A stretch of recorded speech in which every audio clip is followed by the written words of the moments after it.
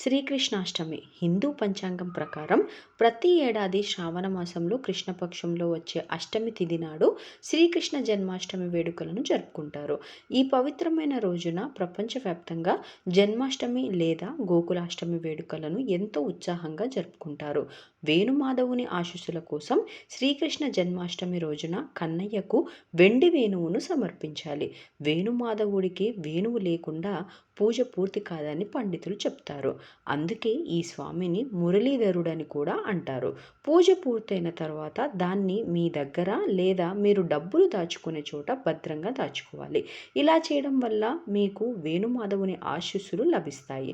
జన్మాష్టమి రోజున కన్నయ్యకు ఎంతో ఇష్టమైన వెన్న, రాతి పంచదారను నైవేద్యంగా సమర్పించాలి.